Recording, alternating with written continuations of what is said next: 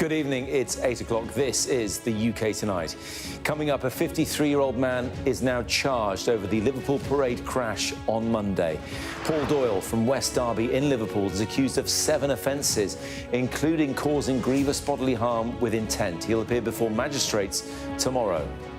I know many will continue to have concerns and questions. Our detectives are working tirelessly with diligence and professionalism to seek the answer to all of those questions. Also tonight, the social housing emergency, a huge rise in complaints about substandard living conditions. Tonight, we'll bring you the story of Akram Mohammed. Akram died when he was just 15 weeks old, and his family fear the conditions in their home contributed to his death.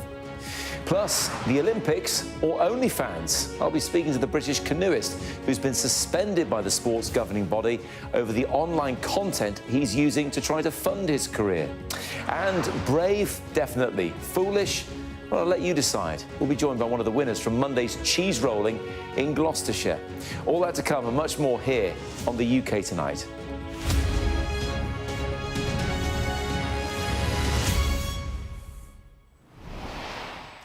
Good evening. The alleged driver of the car that ploughed into crowds at Liverpool's victory parade on Monday has now been charged over the incident. Paul Doyle is 53 and will appear before magistrates tomorrow, facing 7 charges, including causing grievous bodily harm and wounding. 7 people are still in hospital.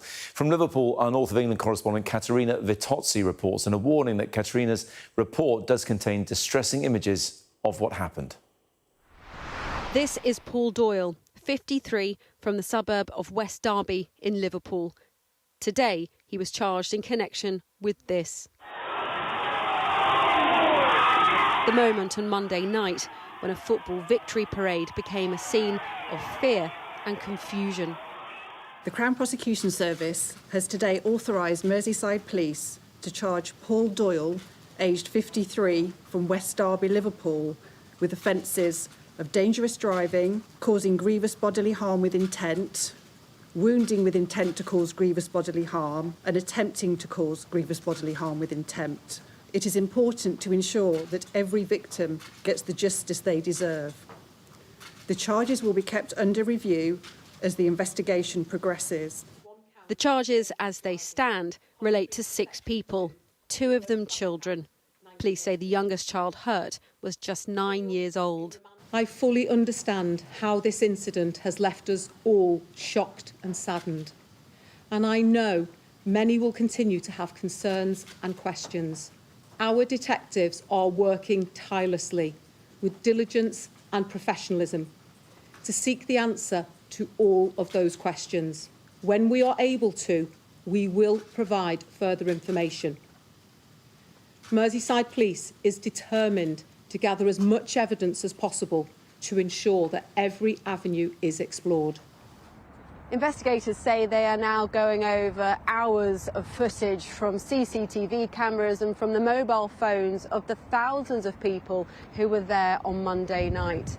And with many of these clips still online, police again appealed for no undue speculation. Paul Doyle will appear in Liverpool Magistrates Court on Friday morning. Caterina Vitozzi, Sky News in Liverpool. Caterina joins us now from Merseyside Police headquarters. Caterina, the Crown Prosecution Service say they're keeping the charges under review. Yes, I thought that was a particularly interesting part of the press conference that happened just a few hours ago in the building behind me, along with these 7 charges which we heard about in my report just there. This detail that investigators are still reviewing thousands of pieces of footage from CCTV and mobile phone footage, speaking to all of those people who they know or have identified as being injured and requiring hospital treatment, and then that line, that sentence, that they will be keeping these charges under review. I thought it was also interesting in that press conference today that they did give an update about the people who were still in hospital, saying that everyone was still recovering well, although 7 people still remained, and also just a little bit more information about the breadth of the people that were injured in Monday's incident, the oldest being a person in their late 70s and the youngest being a child aged just 9 years old. There was a further public appeal for any more information. If anyone had any further dash cam footage, or if businesses in the area did have any more CCTV footage, the police stressing that this investigation is by far from over. They said that their detectives will continue to work tirelessly because they said and they recognise that people still have many questions about what happened, reflecting the many people who were caught up in this incident on Monday night. But Paul Doyle, 53, from the West Kirby area, those details we knew, the name we didn't, we now do know that, will appear in Liverpool Magistrates Court tomorrow morning facing those 7 charges. Katerina, thanks very much indeed. Police searching for a teenage girl who went missing at a reservoir in West Yorkshire say her body has been recovered. Let's go to the newsroom. Sky's Alice Porter joins me from there now. Alice, tell us more about this. Well, this happened at Batings Reservoir, which is a very popular area for people to go walking, and it was half-term. And we don't know why, but a teenage girl ended up in the water. Now, emergency services were called to Batings Reservoir around just after 1:15 yesterday, and that's in West Yorkshire, very much near Huddersfield, after reports that a girl had fallen into the water from Batings Dam. Now, an underwater search team was deployed to the scene, and searches continued throughout today before a body was discovered this afternoon. Now, a formal identification process is yet to take place, but it's believed to be the girl's body. Her family have been made aware and are being supported by officers. Now, West Yorkshire Police say their thoughts go out to her friends and family at this very sad time. They say that their inquiries are continuing into the death in order to try and establish exactly what happened yesterday, but they do not believe it was suspicious.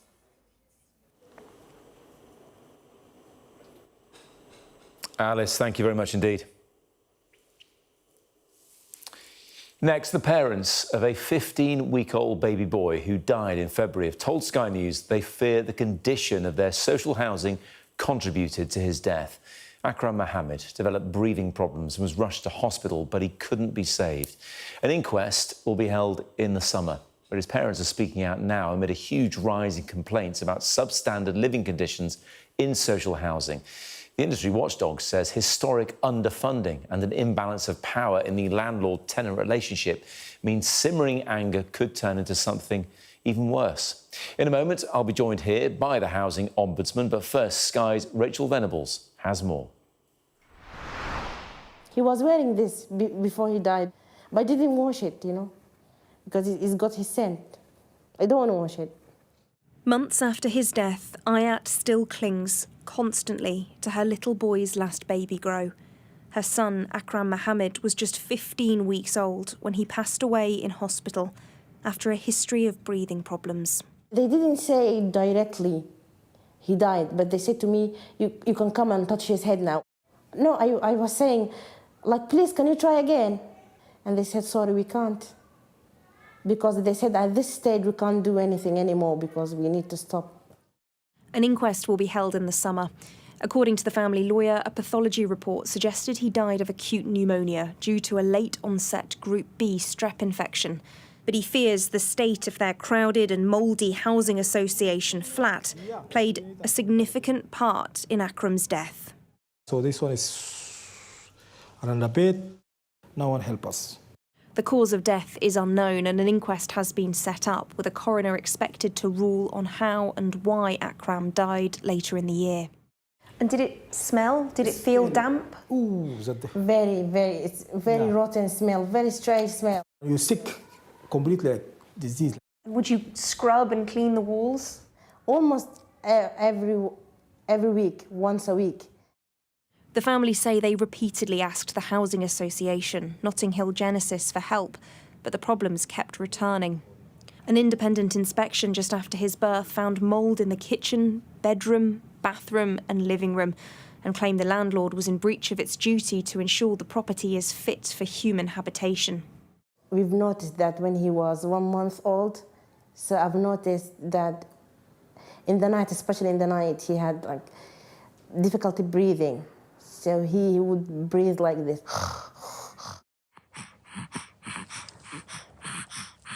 The child was strong. He was big and very healthy, but he was drowning. You could hear it. He was drowning in fluids. They'd left the casket not sealed, and they opened it for me, and he looked so cute. He was like pudgy, like a little cherub. Savas spent years trying to get the family better housing. If I knew that child was going to die, I would have ripped that family out as soon as that baby was born. In a statement, the head of Notting Hill Genesis said, "We know that this is a complex situation and will continue working with the relevant authorities as they conduct their investigations. No determination has been made by HM coroner as to the cause of Akram's death." The Mohammeds have been left a broken-hearted family of 4, unable to go home and awaiting a coroner's verdict on what happened to their beautiful boy and to whether his home was partially responsible. Rachel Venables, Sky News in North London.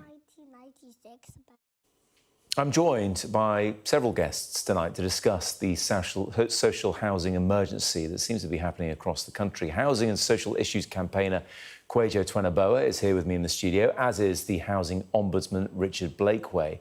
And Angelique Figgures joins us from Enfield. She's living in temporary accommodation with her 2 teenage girls there. It's good to see you all. Thanks for joining us. Richard, I need to come to you first for your reaction, because the Ombudsman has, from a certain point, been involved in Akram's situation. Oh, it's absolutely horrifying to hear Akram's parents, and it's absolutely devastating what has happened. You're right, Akram's parents had complained to their landlord. They'd approached us for help and advice. We had been in contact with them about the complaint before Christmas. The way our service works is that once the landlord has given its final response on the complaint, a resident can decide whether they want to escalate the complaint to us to do a formal investigation. In this case, it hadn't reached that stage, but we were giving help and advice whilst it was in the landlord's process, and you know, we're here if we can provide help and advice now. We'll come back later in the discussion to the process, the jurisdiction you have as well. But Kwajo, you and I have discussed this kind of thing in the past. Is it getting better or is it getting worse? It's getting worse, and I think the numbers and statistics in this report shows just that. I mean, this has been the busiest first half to a year that I've ever had in my 4 years of campaigning in terms of the amount of complaints I've received. And the stories are absolutely horrific. I mean, the families that reach out to me exhaust all other avenues before coming out or reaching out to me out of sheer desperation. And it's horrific, some of the cases and stories I hear. What are they saying to you about why it's so bad? What's particular at the moment that means it's got a lot worse? Well, they feel like their complaints are falling on deaf ears. I mean, the treatment of residents, they feel like they're being dehumanised, treated with a lack of By who? respect. Housing officers, landlords? Housing officers, those involved within their housing or the organisations who are their landlords. And they don't feel like they're listened to fundamentally, and they make complaints time and time again, in some cases months, if not years, that I have seen, and they are simply ignored, and that's why they reach out to me. I then reach back out to them and respond in the same way they have for the months or years that they've been complaining, and all of a sudden there's a response and there's an apology and they're listened to. It shouldn't take that. There are thousands of families up and down the country going through this at the moment. Angelique, let's bring you in. What's the situation like right now for you and your girls? Well, I've been in temporary accommodation for just over a year now. And anytime I complain about anything, it's just, we'll add it to your case. We've noted it down, whoever I speak to, and then nothing is done. Nothing is sorted any time. When we moved in, it was okay. But obviously over the winter, we were getting lots of mold and damp. There is definitely damp in the property that needs sorting, and it won't be sorted. And I've just been told by the housing estate from where I am now that, oh, it's getting warmer now, so the problem should solve itself, but that's not solving the problem because I will still be here in winter and I'll have the same issues again. Yeah. Well, mould likes warm, wet areas, so it's not going to necessarily solve it. Let me, Angelique, ask you about a couple of things that we've already heard from Richard and Kwajo about. With Richard first, he talked about the process that bodies like him have to go through. They have to follow this. Are you aware of that? And when you're on the receiving end, what does that process feel like? Does it feel like it's straightforward and simple? Is it long-winded and time-consuming and feel like you're getting nowhere? It's very time-consuming. I'm calling the homeless team almost every day, and it's just been, OK, we'll note it down and someone will get in touch with you, and then nobody gets in touch with me. Do you feel like they're palming you off? Are they palming you off, ignoring you? All the time, every time. Nobody gets back in touch with me. I've not spoken to anybody who can actually fix anything that's happening. I've been told that I should change my children's school because we are so far away from where they go to school, where they've been in school, and that's just not possible to do. My daughter's studying for her GCSEs right now. I cannot move her out of school into somewhere where we are now. It just won't work. So the solutions that they're coming up with are not real solutions. Everything is just, oh, we'll wait and see, and then nothing happens. Yeah. I got 2 teenage girls myself, and it is a busy time and a difficult time, especially with GCSEs looming. To the point Kwajo made, when you are dealing with those people you have to deal with, and I know we can't talk about specific individuals here, but more generally, whether it be a housing officer or a landlord, do you feel they're listening, or do you feel like they're maybe looking down their nose at you? There's a stigma there. Yeah, they're definitely not listening. They say, you can hear it when they're speaking to you. They would rather just finish this conversation and move on to the next conversation or whatever their other things they have to do. And so sometimes I feel like there's no point in me speaking to somebody because it's never listened to at all. Richard, this seems to be the recurring theme. Whether it's Angelique we're hearing from, Kwajo, who speaks to loads of people going through this. What's going to solve it? It really resonates what I've heard, and it resonates with what I see in my casework and the conversations that I have up and down the country with social tenants. That sense of not being treated with respect, dignity and stigma. At the heart of that is communication failings, but communication is a reflection of culture. And what it needs is the right leadership and strong leadership, which some landlords will have, but clearly there are still significant problems for most landlords in the sector to make sure that you don't have behaviours and attitudes which mean that people are disadvantaged and disrespected. When it comes to some of the bigger problems in our society, the bigger frustrations that people have, they want ombudsmen, watchdogs like you, to have more powers, to be able to move more quickly, for people doing the wrong thing to be punished, perhaps never to be landlords again. Is that within your jurisdiction? And if not, should it be? So we can't ban a landlord, but we can do lots of other things. And we have got new powers following the devastating events at Grenfell Tower, and we're using those powers to the maximum that we can. Are they making a difference, do you think? I think one of the reasons why you've seen a 5-fold increase in complaints is because because now we've set complaint standards which are statutory for all social landlords to make sure that there isn't a postcode lottery on handling a complaint, and that complaints are treated seriously. Before those standards, some landlords wouldn't even formally record them as complaints. So that's one of the reasons why you've seen an increase. I think there are some more changes that could come, though, if we don't see improvements. Like what? I would quite like to do super complaints, what I would call super complaints. And that's where if I am repeatedly seeing the same issues with the same landlords, I can bring those complaints together into a single significant major investigation. At the moment, I have to handle each case individually. I then do reports linking those cases. I'd like to put them into a single decision.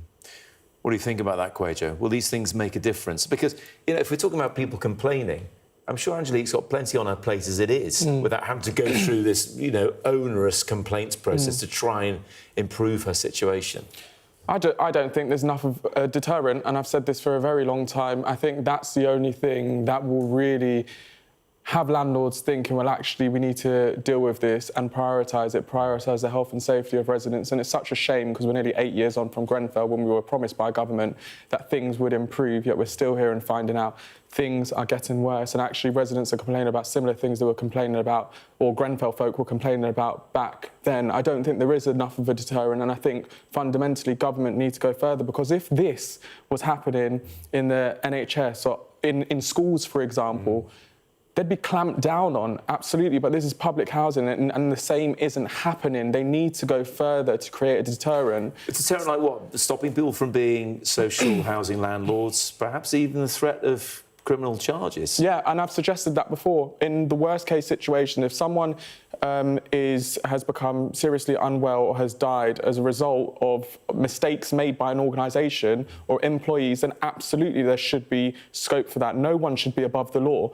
But when it comes to social housing tenants, it's almost like their health and safety and their lives are seen as less than everyone else. It's not seen as a priority. Yeah, you were saying to me before you think there's institutionalised prejudice here. That's something you both think. You mentioned the culture there, Richard. How do you go about changing culture when there'll be plenty of people watching this who are housing officers or working in local councils or social housing thinking, we're trying our best here. How can they make a change? So I think that it's right to say that there are some proud housing professionals who do a really good job, but there are also really poor behaviours, and sometimes those behaviours, I think, are driven by system pressures, a lack of funding, short-term contracts, temporary staff. There's lots of reasons why you might end up with poor behaviours. I think one of the things which I can do is shine a light on it by being really transparent. So we publish all of our decisions and we publish data on landlords, and we are really clear in highlighting where we see poor behaviours and poor communication. And I think that's one way we can contribute. But landlords have to own this, and they have to own their culture, and they have to change their culture. Angelique, let me come back to you. You've got the Ombudsman here. He's listening to what you say. Appreciate there's a process to go through. But what would you like to see happen? What would you like just for your own situation to see happen? I would like to be taken seriously, my concerns listened to, and something done about it. You can't... It's good and well that if they say, OK, we've noted it, we've listened to you, but if nothing comes of it, they really haven't listened. So something needs to be done for things to get better. In the meantime, it's meant to be a temporary situation you're in. How much longer do you think it'll be like that? Do you think it will be temporary, or is it just going off into the future and you don't know where it's going? I have no idea where it will go.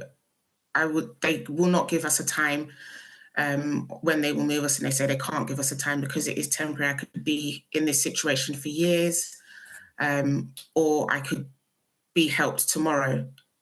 It's just no knowing when it will change. Well, for your sake and for your daughters, we hope it does. Angelique, appreciate you joining us. Richard, Kwajo, thank you both to you as well for coming in. And just responding to Angelique's story, Westminster Council told us they take leaks, damp and tackling mould seriously, they say. And on her placement outside of her home borough, because you remember there, she said her girls had to go a long way to school, the council said the council's been open about the significant strain on housing in the city. Building and acquiring more homes to reduce the need for out-of-borough placements is a priority, they say. As with many other local authorities, Westminster Council is seeing a significant increase in approaches from individuals and households in housing need. The council has a duty to provide homeless households with accommodation, and consequently demand for temporary accommodation continues to increase. It is our policy to prioritise those who have the greatest need to be in or close to a particular location. That from Westminster Council in response to Angelique's situation. Still to come here on the UK Tonight. Our home editor Jason Farrell meets the teenager hoping to raise awareness of suicide amongst her peers. And celebrity campaigners call on the government to pause arms sales to Israel as ministers condemn new settlements in the West Bank.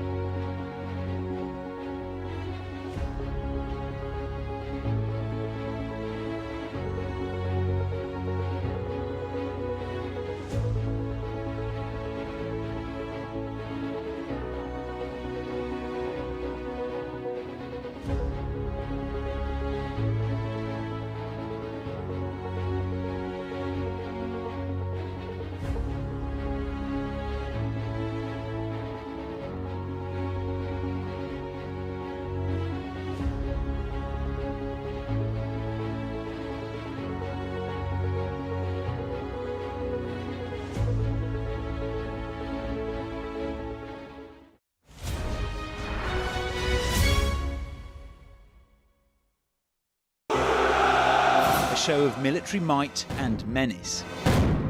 Why should the West trust you? Frankly, I don't care whether the West trusts us or not. Sky News. Get the full story first. Have a quick word for Sky News. Is the West right? Are you fueling Russia's war machine? American journalist Evan Gershkovich is on trial here, but was first on display. I'm Ivor Bennett, Sky's Moscow correspondent.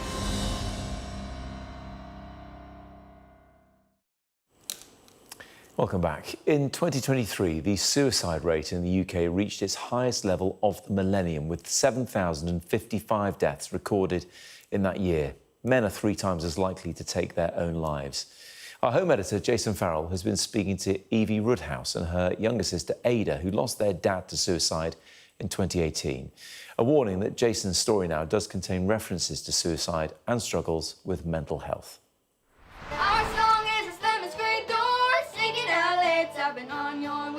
A normal teenager, Evie likes musicals, Taylor Swift, scary movies, and she's taking her GCSEs. But in 2018, she and sister Ada lost their father. And what they rarely tell anyone is that it was suicide.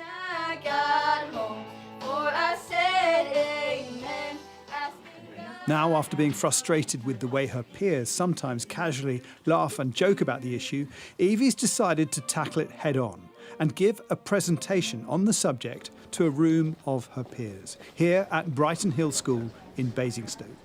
The night before, I met with Evie and her family. This is the first time I'm kind of openly sharing my personal experience, my story. So that's kind of where the nerves are coming in. Difficult conversation for us to have. Yeah. But do you want people to be able to talk about it, but in an educated way? You want more people to be able to open up about it? Absolutely. I think that, especially with mental health, we know that opening up and talking about it is the best thing you can do. I think we understand ourselves better if we talk about our mental health. Husband and father Steve gave no warning, no note explaining. And talking about what happened openly, Evie, Ada and Caroline get onto some of the most difficult emotions that suicide leaves. She gets people joking about it, but in my school I just get people saying, like, complaining about their parents being gone for a week, like on holiday, like especially their dad, and then they say, oh, my dad's going to this place for a week and I won't get to see him, or oh, he's not here on Father's Day, or he'll be away for a whole month, so that's almost as much as you. Like, yeah. It's not, it's really not. That's 1 month, this is long term. Trying to get your head around the fact that they took their own lives, but they weren't in a rational state at that point in time. Yeah. But then you're feeling angry at them at the same time. It's tiring, it's exhausting. Because you don't want to blame them because they're sad and that's the whole reason. But you're also really... You're still angry that they're not here and that they didn't tell you. You've got the sadness because you know they must have been suffering or struggling, but then you've also got, you made the decision, you thought that whatever problem you had was a bigger deal than me needing a father in my life. It wasn't that long ago, I think it was last year, I was asked a question that completely knocked me off my feet. I was asked by somebody who I'd not met before, what do you think Steve would say if he could come back and speak to you right now? And my response to that, knowing what an amazing person he was that he would say sorry and he didn't want to cause us any pain. And in that moment, imagining him saying sorry and saying, I never meant to hurt anybody, took away all my anger. In the first couple of years of feeling, this is going to be my life now. This is how I'm going to feel. And I think being able to move past that and understand that you're not defined by that loss and you are more than the person who took themselves away from you, and you're stronger. And how do you feel about Evie standing up in front of her peers and talking about this? The overriding feeling is pride. I think she's incredible. I think just so unbelievably proud. This can't have been easy. So unfortunately, I lost my dad to suicide in 2018. The presentation included an animation Evie helped create. I'm telling you this because I've heard jokes about suicide and depression at school, and this has really hurt me. Take it from me, suicide isn't funny. Unfortunately, in my experience, the people who don't talk about it, the people who keep their emotions down and don't want to speak about those feelings, are the people that we lose through suicide. I bang on about this quite a lot, about the younger generation, and the press that they get does not match the depiction that I see day in, day out. And they are phenomenal, absolutely phenomenal. And the assembly that we've seen today, which Evie ran, was one of the most impressive things I've ever seen. It's rare this subject is talked about, and it has to be done sensitively. Evie gave a masterclass in how to do it. Jason Farrell, Sky News. Well, doesn't that just stop you in your tracks? Remarkable from that family. If you've been affected by what was discussed in Jason's piece there, remember that help is available. You can contact the Samaritans at any time. Their number 116 123, or you can email joe@samaritans.org. Next, a Foreign Office minister spoke out against new Israeli settlements in the occupied West Bank today, calling them a deliberate obstacle to Palestinian statehood. But campaigners say the time for words is now over, as a host of famous faces spent the day in Westminster calling on the government to pause arms sales to Israel and calling for an end to the war in Gaza. Our world presenter, Yalda Hakim, has been speaking to Steve Coogan.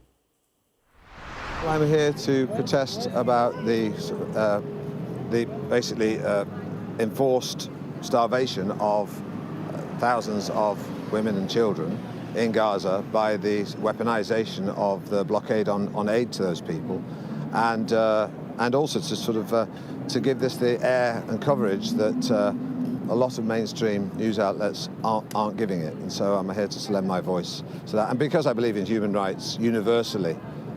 Not just for any particular group of people. Universal human rights should apply to everyone. Do you think the international community, the UK, France, Canada, condemning what's happening is sufficient, or do they need to do more? Well, no, condemning it has sort of happened, it's sort of too little, too late. It needs some sort of action. There's a lot of rhetoric around these things, and I think what's going on is reprehensible. It's illegal under international law, but certainly more material things need to be done.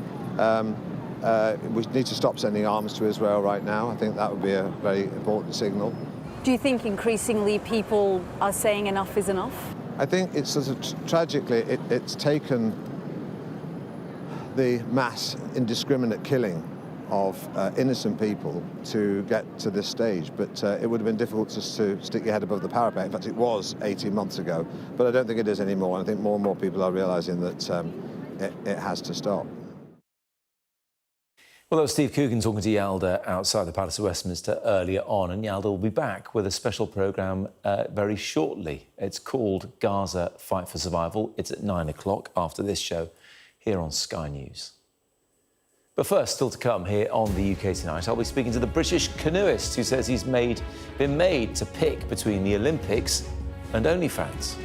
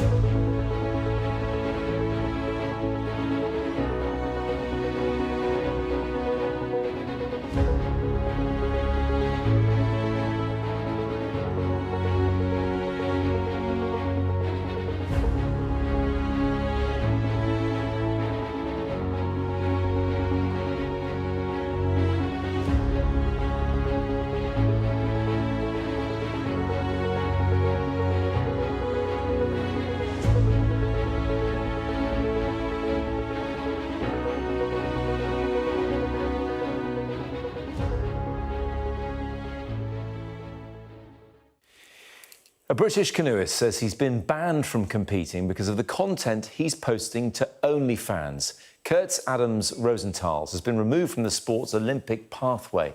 The governing body, Paddle UK, hasn't told him why, but its disciplinary policy lists offensive use of social media and indecent, offensive or immoral behaviour as examples of gross misconduct.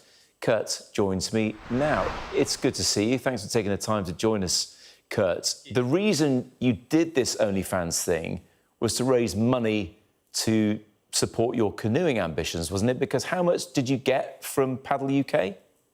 Yeah, so it was, I'm going to be very clear, it was 16,000, which is not anywhere near enough to be able to pursue elite sport. I know it sounds okay on paper, but as somebody who's been living life on the edge and not having parent backing, such as my teammates, you get to a point where you question, do I want to keep going with this or can I find an alternative? And that was it. Because you've been successful in the canoe, you've won medals at World Under-23s, haven't you? Yeah. I'm super grateful. I've been in the sport for over 10 years now. And yeah, it's been since starting in 2010, it's been a lot of sacrifice, especially from my mom, working 90+ hours a week, bailiffs at the front door, like sacrificing everything. But I was raised with a whatever it takes mentality. And I think that's how we've got to where we are now. But I want to make it clear, I did try other things. I've done everything from video editing, freelance, to working at the Amazon warehouse. This just was a way that wouldn't affect the training. Because the ambition is to get to the Olympics and you need to fund that in some way. So you've gone on OnlyFans, you've set up an account, and how much have you made on OnlyFans? Yeah, so since I started in January 10th, I've made over 6 figures, which as somebody who grew up with no money, it's absolutely insane. And do I agree that's how it should be? No, but it is what's working right now. And I remember when I was doing school visits, I visited over 30 schools all around the UK, trying to inspire kids from underprivileged backgrounds to get into sport. And I'm trying to do good, but it just wasn't helping at all in any way. Kurt, for those who aren't familiar with OnlyFans, it's where people post content about whatever they're into and they share it with people who want to pay to look at that content. It could be anything, but for the most part, it's people taking their clothes off and a bit more adult content. And I've had a look at your OnlyFans, and that's kind of what it is, isn't it? And I have to say, when you click through from your Instagram account to look at OnlyFans, firstly, it says, Mum and Dad, don't look. Everyone else have a look. And now I can see why you wouldn't want your mum and dad to look. How does it feel? How does it feel making that kind of content? Is that what you wanted to do ultimately, or do you feel you have to do it? No, I don't think anybody on the platform, I'm sure there's a small exception who are truly passionate about that type of content. I was not passionate about it. And is it my mum's dream? Absolutely not. You know, she raised good kids with, you know, good morals. And what does she think about it? What does she? Because you take your clothes off and plenty more. So what does she think about it? Being very honest, she was crying the first week nonstop. She worked so hard, sacrificed her life to get us into sport. You know, to prove that people from underprivileged backgrounds can reach something and achieve something good in life. And then when I did that, it's like, well, that's not what's going on here. It wasn't ideal, but as my mom is somebody who's done whatever it takes all these years, things I'm not going to say on television, she did eventually come around and understood why I did what I did. Obviously, you're good at the OnlyFans thing because you've got that following. You made 6 figures in a matter of months, as you've already said. Do you still have the ambition to pursue the canoeing? Or, I mean, you've got what it takes, clearly, to go in a different direction, be an influencer, build that following. A lot of people would love to do what you're doing, and you're doing it. So is the canoeing fallen by the wayside? No, for sure I am. I'm super grateful that I now have fans, and people quite literally went to war for me when I first shared the post of what's been going on. The post went semi-viral, so I'm super grateful for that. But I don't want to just be an influencer. My dream was always to do something bigger. I don't see the appeal of just getting views and likes for the sake of getting likes. Kurtz, I know you said your life is sport, but whether you like it or not, you've opened Pandora's box now, and your life is also, as an influencer, also as someone on OnlyFans. Say you do go on to win a gold medal at the Olympics. That content's out there now and out there forever. Have you thought about that? Yeah, for sure. It is. Do I recommend anybody doing it? No. There is a price to pay. Yes, you can make good money. There is a price to pay, a price that I have paid. And is there a way I can bounce back from this? I like to think so. I've always found a way to make things happen. But you're completely right. It is. That's it. That's the thing with the internet. Once it's out there, yeah, it's out there forever. You've got the money now, though. I'm guessing you're investing it in your canoeing ambitions. Is it helping? Oh, yeah, no, for sure. Once I start making the good money, as somebody who's, always been in debt and no more than 1,000 in my bank account, I am trying to be as smart as I can with the money, make it go as far as I can. But yeah, of course, I mean, at the end of the day, I started this to help with the sport. And it certainly is helping. When I'm on the start line and I'm not having to worry about rent and food on the table, it's a good feeling. Kurtz, we really appreciate you talking to us. Keep in touch, especially as the canoeing ambitions continue. But for now, thank you very much indeed. Thank you. Thank you very much. Well, Paddle UK, which is the governing body, says it's unable to comment on the specifics of the investigation into Kurtz, but told us an athlete on the canoe slalom programme is under interim action pending the outcome of an investigation. The interim action is a neutral act, they say, designed to protect all parties and is not a disciplinary action. It was taken to ensure the integrity of the investigation and to safeguard other athletes, staff and volunteers due to the nature of the allegation.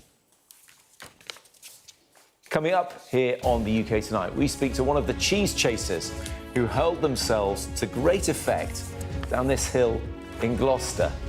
And action from the French Open tennis, plus how England's batsman turned on the style in Harry Brook's first game as captain of the one-day side.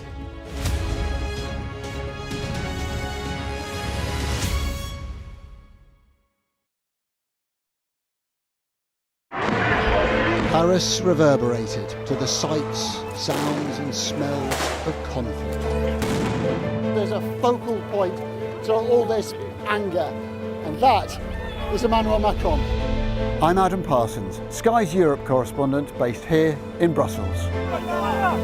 There are dozens of people desperately clambering to get onto that boat. It is a chaotic scene, but it's being watched by dozens of French police officers on the beach. I've reported on migration across Europe, close up on the ground, understanding that sense of desperation and meeting the criminal gangs behind it. This old fishing boat set off from the Libyan port of Tobruk. There were 606 people who were on board. So we've been distributing life jackets to all the people on board this boat, and now the first person is coming on board. This is the ugly side of Italian football. In Italy, everything is really organized. Football's problems with hooliganism, racism were just dormant, and now they're back and they're getting worse. We cover so many countries, languages and cultures and work hard to gain trust to bring you the full story first. Help is slowly reaching these places. It's not just homes, but whole streets like this one that have been reduced to rubble and dust. This is a picture of destruction. Everywhere you look in this mountaintop community, there is absolute devastation. These are the settlers in waiting, keen to start a new life, to annex Gaza for Israel. The least we can do is just kick them out of our land. Gaza, which is just 2 miles in that direction, is under attack again. Getting the chance to tell people's stories, it's a privilege. There's always more to the news than a headline. We want to discover, to delve a little deeper, to find out what's really going on. Explanation, analysis, the people at the heart of every story. I'm Neil Patterson, and this is the Sky News Daily Podcast. So, by the end, we'll hopefully all understand what's going on in the world just that little better. Available wherever you get your podcasts. Welcome back. Coming up, I'll be speaking to a cheese chaser. I think you know what I'm talking about. Find out more in a few moments. But first, Teddy is here with the real sport. Yeah, it's not Teddy. Not chasing cheese. Let's talk tennis, though. Busy day for the Brits at the French Open tennis, Teddy. And I have to say, Jack Draper seems to be continuing his stellar year, doesn't he? Yeah, we were saying last June was his first ATP Tour title, age of 22, won in Stuttgart on grass, then had that run to the US Open semi-finals. Came up short against Yannick Sinner, was overawed a bit, but then in 2025 he's kicked on again physically and mentally, won the ATP 1000 event at Indian Wells in California, and then on clay, where he is, of course, playing now at the French Open. At the French Open against Gael Monfils. Currently, here he is against the French veteran. We were saying turned pro in 2004, but has got the semi-finals in 2008. It's one set apiece, just about to be. Monfils with the crucial break in the second set, serving to level it up. But what a year it has been for Jack Draper. Reached the final in Madrid, reached the semi-finals, quarterfinals, in Rome. And you just wonder, it's going to be a really tough challenge. But if he gets through this, Novak Djokovic is there, Yannick Sinner, who was his conqueror at the US Open, are in it, and of course Carlos Alcaraz. But it's an interesting time for Jack Draper and the Brits, mixed for the men and women today. We'll tell you about that in just a second.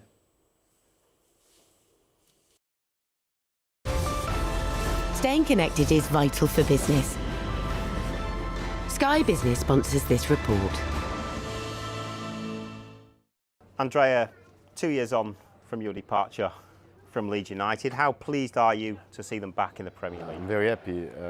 As a fan of Leeds, as ex-chairman, I'm very, very glad for the fans that they are finally back in where they belong, the Premier League. And it is a big release for me because honestly, I had a very traumatic and difficult exit, and finally I feel now that the destiny adjusted everything, and I can come back to Leeds soon. Do you still speak to Parag Marathe and the ownership group? Yes. I speak to him normally a couple of times every month, and we stay in touch during the season. We comment about Leeds, we comment about other football trends, but particularly about Leeds. And we just spoke recently this week when he was in Leeds, but also he was busy in Rangers for looking at new opportunity. I think Parag and the guys involved supporting him and the new management will have the credibility and the experience, the know-how to take it to the next level. So they can take back the route and the direction to bring back Leeds as a, I hope, top club and back to Europe one day. How difficult will it be for Leeds, that jump from the Championship back to the Premier League, because you've done it, and with success in that first season under Bielsa, Leeds finished 9th. The gap between the Premier League clubs and the newly promoted club is getting bigger and bigger. In the last 2 seasons, basically all the club promoted bounced back to the Championship. So this showed that the category is another level. It requires investment, it requires a new project, it requires a football transition, in some cases revolution in the squad.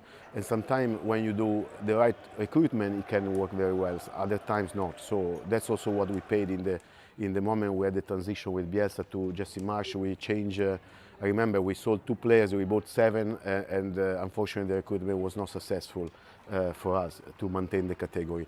Same is when you come from the Championship to Premier League, the challenge is very big. So the recruitment, you feel, is key to make that absolutely transition successfully. Yes. And in our case, I think the mistake probably I've done and we have done is with the management is that we didn't hire enough players with maturity and experience in the Premier League, but we bet on players with high quality but no experience in the Premier League. So we brought in a lot of players from Austria or Germany or other country with absolutely zero means. Sky Business sponsors this report. Thanks, Teddy. Now, have you ever had the urge to throw yourself down a big hill chasing a wheel of cheese? No, me neither. But it is a tradition watched by thousands every year, as I'm sure you know. Take a look. Dozens of dairy-loving daredevils from around the world descend on Gloucestershire to throw themselves down Cooper's Hill in the cheese rolling race. It's not particularly safe. Competitors ran, slid, tumbled, just cartwheeled down the near vertical incline in an effort to try to win the £8 wheel of double Gloucester. Very glad to say competitor and cheese chaser Ariel Dempsey joins me now, because Ariel was a winner on the day. But Ariel, tell me first why you decided to go down there and get involved. So I do some volunteering with Rotary, and there's a gentleman there who I'm friends with who's been telling me about this crazy thing that the English do where they roll down a hill after this cheese. And he said, Ariel, it's something I know you would do. Don't ever do it. And so actually I had I was meeting with my DPhil supervisor, because I'm doing a DPhil at Oxford, and it was right before my Viva. It's like a PhD, and it was the day of the race. Yeah, a PhD. The day of the race. And after the meeting, I thought to myself, actually, I really want to do this. And if I'm going to do it, I've got to go now. And so I hopped on the bus and got there at 12:30. The women's race was at 1. I didn't even know where to go. And so I kind of hiked my way up through the side, through the woods and through the thorns to try to get to the top. And my plan was I would see how steep the hill was and then decide if I wanted to do it. But the crowds were so thick that the only way I could actually get to the top of the hill was if I just committed and said I was going to race. And so when I got there, I saw the hill and I was like, oh my goodness, what have I done? But so you did, Ariel, you did the downhill. You did the downhill. I did the downhill. You didn't win. What I won was the uphill, and here's why. You went back up. I left, because I left so quick, I had all of my PhD things with me, and my cell phone, I had it in my pocket. I quick handed it to a guy sitting next to me and said, please don't steal this. And then slid down the downhill, and it was lovely. It really felt more like being a stone skipping across the water. And when I got to the bottom, I was like, I better get back up quick to get my phone. And so they called the uphill race, and I figured that was the best way to come get my phone again. And you won. And I won the uphill race. But you say, I mean, a stone skipping across the water. Water's horizontal, not vertical, by the way. But I mean, you're the PhD but student, here's the thing. it was lovely, and it was joyful. And I was reflecting on it because I had my Viva just the next day. And what it made me think about was how in the cheese race, the whole country stops for a day to just gawk at this group of people that will throw themselves down a hill chasing this lump of cheese and ask, why would you ever do that? But I have to ask, though, with so much at stake with your PhD, what if you hurt yourself going down? That could have jeopardized your whole studies. It's as dangerous as you want to make it. But here's the thing I want to say is that we think it's crazy that someone would hurl themselves down after this cheese, but really, if we're honest with ourselves, we sort of do this all of the time. Like, we hurl ourselves after these projects and things that we think are so important, and we'll bend ourselves out of shape in the pursuit of those things. And really, when we're watching the cheese race, it's more like watching ourselves. And the whole day really was a reminder to remember to take just things more lightly and joyfully. Well, I think that is a great message and a great metaphor. And I tell you what, doing this job, it is definitely like chasing cheese down a hill on a daily basis. Ariel, really appreciate you joining us. Thank you so much. Thank you. Time now for a quick look at the weather. The ideal atmosphere, whatever the altitude. The weather, sponsored by Qatar Airways. The next few days will bring showers or longer spells of rain, but there will be some dry interludes, especially in the south. Many places look dry this evening, but Ireland, Northern Ireland and central Britain will see showery outbreaks of rain. The brisk wind will briefly ease, though. Breathtaking views with clear skies ahead. Qatar Airways sponsors the weather. That's all from the UK tonight. We're back on Monday at 8 o'clock. Yalda is here with their special programme next. Bye for now.